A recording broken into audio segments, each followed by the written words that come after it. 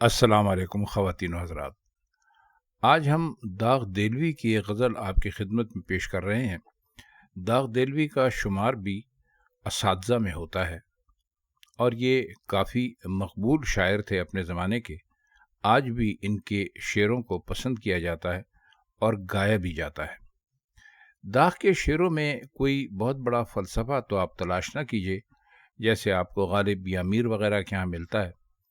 بس ان کے اشعار شوخی پر مبتلا ہوتے تھے، عام فہم ہوتے تھے، جو لوگوں کی سمجھ میں بڑی آسانی سے آ جایا کرتے تھے، لیکن اس کے باوجود بھی کہیں کہیں شوخی میں چھپی ہوئی کچھ ایسی باتیں ہوتی تھیں جنہیں سمجھنا اردو ادب کے طلباء کے لیے، اور خاص طور پر وہ طلباء جنہوں نے ابھی ابھی شاعری پڑھنا شروع کی ہو، ان کے لیے ذرا مشکل ہوتا تھا۔ یہ غزل جس کا انتخاب آج ہم نے آپ کے لیے کیا ہے، دراصل ہمارا انتخاب نہیں ہے، بلکہ ہماری ایک سننے والی خاتون ہیں۔ انہوں نے ہم سے کہا تھا کہ ہم اس غزل کے معنی کر دیں، کیونکہ ان کے یہ BA کے کورس میں غالباً شامل ہے، تو ہم ان کی فرمائش پوری کرتے ہوئے آج اس غزل پر آپ سے کچھ بات کریں گے۔ اس غزل کا پہلا شعر ہے: تمہارے خط میں نیا ایک سلام کس کا تھا، نہ تھا رقیب تو آخر وہ نام کس کا تھا۔ اب اس سے جو خط کے اندر جو زبان استعمال کی گئی ہے شعر کے اندر، اس سے تو صاف ظاہر ہوتا ہے کہ حضرت داغ دہلوی اپنے محبوب سے مخاطب ہیں، اور محبوب بھی ایسا کہ جو ان سے خاصا بے تکلف ہے کہ وہ اس کو آپ کہہ کر مخاطب نہیں کر رہے ہیں بلکہ تم کہہ کر مخاطب کر رہے ہیں۔ اسی لیے انہوں نے پہلے مصرعے میں تمہارے لفظ استعمال کیا ہے۔ اب اس میں ایک طرح کی جستجو بھی ہے اور ایک طرح کی جلن بھی ہے کہ ان کو یہ شک ہے کہ جب ہمارا محبوب یا ہماری محبوبہ ہمیں خط لکھ رہی تھیں تو اس وقت ان کے قریب کوئی اور بھی بیٹھا ہوا تھا، اور نہ صرف بیٹھا تھا بلکہ وہ اتنا بے تکلف تھا کہ وہ ان کو خط لکھتے ہوئے دیکھ رہا تھا اور ساتھ میں خط پڑھ بھی رہا تھا۔ آپ نے دیکھا ہوگا عموماً ایسا ہوتا ہے کہ جب آپ کسی سے کہیں بھائی کیا کر رہے ہو، تو وہ کہیں میں فلاں کو خط لکھ رہا ہوں، تو آپ کہتے ہیں کہ بھائی میرا سلام بھی اس کو لکھ دیجیے گا۔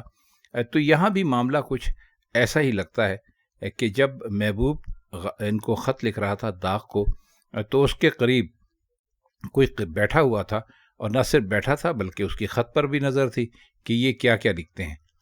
تو فرماتے یہ ہیں کہ مجھے یہ جو ایک نیا نام ہے، نیا سلام ہے، اس کا مطلب ہے لوگ پہلے بھی سلام لکھواتے رہے ہوں گے کہ بھئی کس کو خط لکھ رہے ہیں، بھئی داغ دہلوی کو خط لکھ رہے ہیں۔ تو کہتے ہیں کہ یہ اتنی قربت تو ہر ایک کی ہوتی نہیں ہے، تو یہ تو مجھے لگتا ہے کہ کوئی رقیب ہے، آپ نے جس کا نام لکھا ہے کہ وہ سلام کہہ رہے ہیں آپ کو، تو یہ مجھے رقیب لکھتا ہے۔ تو اس میں ایک طرح سے طنز بھی ہے اور سوال بھی کیا گیا ہے کہ آپ کے خط میں مجھے نئے نئے لوگوں کے نام لکھے ہوئے مل رہے ہیں، اس کا مطلب یہ ہے کہ آپ مجھ سے بے وفائی کر رہی ہیں یا بے وفائی کر رہے ہیں۔ تو یہ اس کا مطلب مختصر سا یہی ہو سکتا ہے۔ اس کا اگلا شعر ہے: وہ قتل کر کے مجھے ہر کسی سے پوچھتے ہیں، یہ کام کس نے کیا ہے، یہ کام کس کا تھا۔ اب معاملہ اس وقت یہاں پر یہ ہے کہ قتل ہو چکے ہیں۔ قتل ہونے سے مطلب یہ ہے کہ ان کی نگاہوں کا شکار ہو چکے ہیں، ان کے عشق میں ڈوب چکے ہیں، ان سے محبت کر بیٹھے ہیں، اور جب لوگ ان سے یہ پوچھتے ہیں کہ یہ آپ نے کچھ کیا ہے، تو کہتے ہیں ہمیں تو کچھ پتہ نہیں، اور پھر بہت انجان اور معصوم بن کے پوچھتے ہیں یہ کام کس نے کیا ہے، یہ کام کس کا تھا۔ یعنی یہ داغ تو ایسے نہیں تھے، یہ تو ہمیشہ سے بہت یعنی معزز قسم کے بہت اچھے آدمی تھے، لیکن آج عشق میں یہ بالکل دیوانے ہوئے گھومتے ہیں، تو ہمیں تو نہیں پتہ کہ ان کا یہ حال کس نے کیا ہے۔ تو اپنے محبوب کی سادگی پر ان کو ایک طرح سے پیار بھی آتا ہے، اور ایک طرح سے وہ طنز بھی کرتے ہیں کہ بھائی آپ ہی نے تو ہمیں قتل کیا ہے، یعنی آپ ہی کو کہ تو ہم پیار میں، یا آپ ہی کے تو ہم عشق میں ڈوبے ہوئے ہیں، اور آپ کی معصومیت دیکھیے۔ اب اس میں دو باتیں ہو سکتی ہیں کہ ایک تو محبوب چھپانا چاہتا ہے کہ بھائی داغ اس پر عاشق ہو گئے ہیں اس کا حسن اور جمال دیکھ کر، اور دوسرے یہ کہ محبت کہیں بدنام نہ ہو جائے، تو یہ ہر ایک سے جا کے پوچھتے ہیں۔ یعنی ایک طور سے انہوں نے پیش بندی کر لی ہے کہ وہ ہر ایک سے جا کے پوچھتے ہیں کہ یہ حضرت داغ تو بڑے مناسب قسم کے آدمی تھے، یہ ان کو کیا ہو گیا ہے، یہ ان کا حال کس نے کیا ہے، یہ کام کس کا ہو سکتا ہے۔ تو اس پر داغ نے طنزاً یہ بات کی کہ بھائی آپ لوگوں سے کیوں پوچھتے ہیں، یہ تو آپ ہی نے کیا ہے، آپ ہی کی وجہ سے ہوا ہے، تو آپ لوگوں سے کیوں پوچھتے ہیں، آپ ہم سے پوچھئے کہ ہم کس کی آنکھوں کے تیر کا نشانہ بن کے قتل ہوئے ہیں۔ شعر ہے، وفا کریں گے نبھائیں گے بات مانیں گے، تمہیں بھی یاد ہے کچھ یہ کلام کس کا تھا۔ اب یہاں پر شاعر ایک مرتبہ پھر محبوب کی بے وفائی کا شکار دکھائی دیتا ہے۔ کہتا ہے کہ آپ نے ہم سے بہت سارے وعدے کیے تھے کہ آپ ہمیشہ ہمارے وفادار رہیں گے اور آپ ہمیشہ ساری زندگی ہمارے ساتھ نباہ کریں گے اور آپ جو کہیں گے ہم آپ کی بات مان لیں گے، لیکن اب آپ تو ایسے بن گئے جیسے ہمیں جانتے ہی نہیں۔ تو ہم یہ پوچھتے ہیں آپ سے، کلام کا مطلب ہوتا ہے بات، تو اب ہم آپ سے یہ پوچھتے ہیں کہ آپ کے وہ سارے وعدے، وہ ساری قسمیں، وہ کہاں چلی گئیں؟ آپ کو کچھ یاد بھی ہے یہ بات کس نے کہی تھی؟ تو پھر یاد دلاتے ہوئے کہتے ہیں کہ بھائی یہ آپ ہی نے سب کچھ کہا تھا کہ آپ ہم سے وفادار بھی رہیں گے، ہمارے ساتھ نباہ بھی کریں گے، ہماری بات بھی مانیں گے۔ تو آپ کو تو شاید یاد نہیں، لیکن ہمیں یاد ہے کہ یہ کلام آپ ہی کا تھا۔ اگلا شعر ہے، رہا نہ دل میں وہ بے درد اور درد رہا، مقیم کون ہوا ہے مقام کس کا تھا۔ مقیم کا مطلب ہوتا ہے کوئی کسی جگہ پر رہے، اور مقام کا بھی تقریباً یہی مطلب اور مقصد اس شعر میں ہم لیں گے۔ فرماتے یہ ہیں کہ وہ ایسا بے درد ہمارا محبوب تھا کہ وہ ہمارے دل میں رہا ہی نہیں، اور جب وہ ہمارے دل سے نکل گیا تو اس کی جگہ درد نے لے لی۔ تو کہتے ہیں کہ ہوا، یعنی رہنے کون آ گیا ہے اور رہنا کس کو چاہیے تھا، یعنی مقیم کون ہوا ہے، مقیم درد ہو گیا، اور مقام کس کا تھا، مقام محبوب کا تھا۔ تو اپنے محبوب کو بے وفا یا بے درد یا ظالم یا کٹھور کچھ بھی کہہ لیجئے قرار دیتے ہوئے کہتے ہیں کہ دیکھیے ہمارے ساتھ کتنا عجیب و غریب معاملہ ہوا ہے کہ پہلے ہمارے دل میں کون رہتا تھا اور اب کون رہتا ہے، یعنی جب محبوب دل چھوڑ کر چلا گیا تو اس کی غم میں دل میں درد پیدا ہو گیا۔ تو یہ کہتے ہیں کہ کتنی عجیب اور حیرت کی بات ہے کہ ہمارے دل میں اب رہنے کے لیے کون آیا ہے، درد، اور یہاں جگہ کس کی تھی، محبوب کی تھی، مقام کس کا تھا، محبوب کا تھا۔ تو کہتے ہیں کہ بس ایک عجیب ہمارے ساتھ معاملہ پیش ہوا کہ ہمارے دل میں وہ نہیں رہے اور ان کی جگہ ان کا درد آ کے رہنے لگا۔ اگلا شعر ہے، نہ پوچھ گچھ تھی کسی کی وہاں، نہ آؤ بھگت، تمہاری بزم میں کل اہتمام کس کا تھا۔ مزے کا شعر ہے، پوری غزل ہی آپ یوں سمجھ لیجیے کہ ایک طرح سے ہلکے سے لطیف، پوچھ گچھ تھی کسی کی وہاں نہ آؤ بھگت، تمہاری بزم میں کل اہتمام کس کا تھا۔ پوری غزل ہی ایک شوخی کے انداز میں کہی گئی ہے کہ جس کے اندر داغ نے اپنے محبوب سے گلے کیے ہیں، شکوے کیے ہیں۔ تو فرماتے یہ ہیں کہ جو یہاں پر کسی کی کا کہا انہوں نے جو استعمال کیا ہے اس کا مطلب اپنے آپ سے ہے۔ پوچھ گچھ کا مطلب ہوتا ہے پوچھنا، آؤ بھگت کا مطلب ہوتا ہے کسی آدمی سے بہت زیادہ خاطر تواضع کرنا کہ بھئی وہ آئے ہیں، آئیے بیٹھیے کھائیے پیئے کچھ بھی۔ تو کہتے ہیں کہ کل ہم تمہاری بزم میں گئے تو وہاں تو ہمیں کسی نے پوچھا ہی نہیں، نہ کسی نے ہماری آؤ بھگت کی۔ تو کہتے ہیں کہ جو تمہاری بزم تھی کل، اس میں جو بڑا انتظام اور اہتمام ہوا تھا، جو بڑے انگریزی میں کہہ لیجیے جو ارینجمنٹس تھے، وہ کس کے لیے تھے؟ پہلے تو ظاہر ہے کہ بتانے کی کوشش کر رہے ہیں کہ پہلے تو ہمارے لیے تھے، جب ہم جایا کرتے تھے تو ہماری پوچھ گچھ بھی ہوتی تھی اور ہماری آؤ بھگت بھی ہوتی تھی، لیکن کل ہمیں کسی نے پوچھا ہی نہیں۔ لیکن حیرت کی بات یہ کہ بزم خوب سجی ہوئی تھی، یعنی کھانے پینے کا انتظام بھی تھا، لوگ بھی تھے، تم بھی بہت بنے سنورے تھے، بہت حسین تھے، بہت اہتمام تم نے کیا ہوا تھا۔ تو یہ تو سارے کام ہمارے لیے ہوتے تھے، لیکن ہمیں تو کسی نے پوچھا ہی نہیں، ہم جا کر ایک کونے میں بیٹھ گئے۔ لیکن تمہاری بزم کی رونق دیکھ کر اور تمہارے ادائیں اور عشوے اور تمہارا لباس اور تمہارا بننا سنورنا، یہ سب کچھ دیکھ کر ہمیں لگا کہ کسی اور کے لیے شاید یہ اہتمام کیا گیا ہے۔ تو بزم سے تو واپس آ گئے، چونکہ کل کا لفظ استعمال کیا ہے تو اس کا مطلب ہے کہ گزرے ہوئے وقت کی بات کر رہے ہیں۔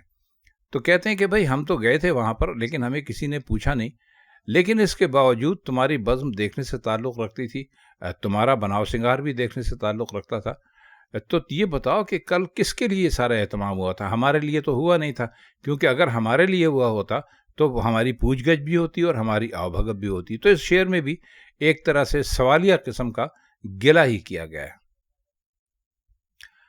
شعر ہے تمام بزم جسے سن کے رہ گئی مشتاق، کہو وہ تذکرہ نا تمام کس کا تھا۔ اب اس میں تذکرہ نا تمام کا مطلب ہے ادھوری بات، اور مشتاق کا مطلب ہے شوق ہونا۔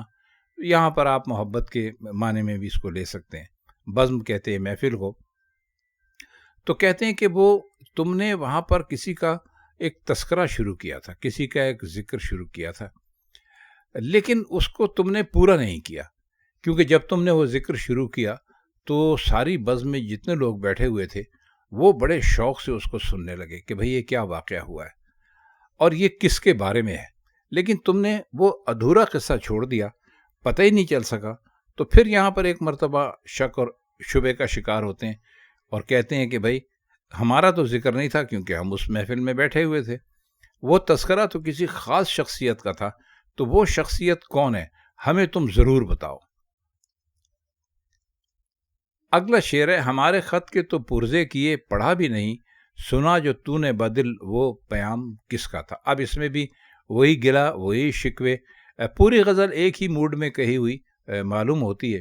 پرزے کرنے کا مطلب ہوتا ہے پھاڑ دینا، اور فرماتے یہ ہیں کہ جب ہمارا خط پہنچا تو تم نے غصے میں آ کے اس کو پھاڑ کے پھینک دیا، اور اس کے بعد ہم نے یہ دیکھا کہ ہم نے یہ سنا کہ تم نے سنا یہ ہے کہ تم نے کوئی تمہارے پاس پیغام آیا تو تم نے بہت دل لگا کر وہ پیغام سنا، یعنی ہم نے تو خط لکھا تھا۔ فرماتے یہ ہیں کہ ہم نے تو خط لکھا تھا اور تم نے اس خط کو پڑھا بھی نہیں اور پھاڑ بھی دیا، لیکن تم نے جو بہت دل لگا کر، تمہارے پاس اسی وقت ایک پیغام آیا، بہت دل لگا کر تم نے سنا، تو وہ کس کا پیغام تھا؟ تو یہاں بھی ایک سوال کرتے ہیں اور گلہ بھی ہے۔ تو ایک ایسے عاشق کی داستان ہے جسے مسلسل اپنے محبوب سے شکوے شکایت ہیں۔ اگلا شعر ہے اٹھائی کیوں نہ قیامت عدو کے کوچے میں، لحاظ آپ کو وقت خرام کس کا تھا۔ عدو کا مطلب ہوتا ہے دشمن، رقیب بھی آپ استعمال کر لیجئے، اور کوچہ ہم آپ کو بتا چکے ہیں گلی کی ایک قسم ہے، ایسی جگہ جو آخر میں جا کر بند ہو جائے اسے کوچہ کہتے ہیں، اور جو دو جگہوں کو ملا دے اور آخر سے کھلی ہوئی ہو وہ گلی ہوتی ہے۔ وقت خرام کا مطلب ہے چلتے ہوئے یا ٹہلتے ہوئے۔ تو فرماتے ہیں کہ آپ تو جب وہاں سے گزرے، محبوب کے کوچے میں سے گزرے، تو آپ کو کس کا لحاظ تھا؟ آپ کو تو چاہیے تھا کہ جب آپ وہاں سے گزرے تھے تو آپ شور مچاتے، لوگوں کو بتاتے کہ بھئی یہ دشمن کا گھر ہے، یہ دشمن کی جگہ ہے، لیکن آپ وہاں سے سر جھکا کے خاموشی سے گزر گئے، جس سے ہمارے شکوک اور شبہات مزید بڑھ گئے کہ آپ کا عدو کے ساتھ کوئی نہ کوئی تعلق ضرور ہے۔ آپ کو اس کا لحاظ تھا جب آپ وہاں سے گزر کے جا رہے تھے، اس لیے آپ نے کوئی بات بھی نہیں کی۔ شعر ہے کہ گزر گیا وہ زمانہ، کہوں تو کس سے کہوں، خیال دل کو میرے صبح و شام کس کا تھا۔ اس میں بھی کوئی خاص فلسفہ تو ہے نہیں، استاد داغ دہلوی نے یہ بس بات یہ کہی ہے کہ بھئی گزرا وقت ہے، اب وہ وقت گزر چکا ہے، اور میں بھی اب اس جادو سے نکل آیا ہوں کہ جب میرے دل میں صبح و شام ان کا خیال رہا کرتا تھا۔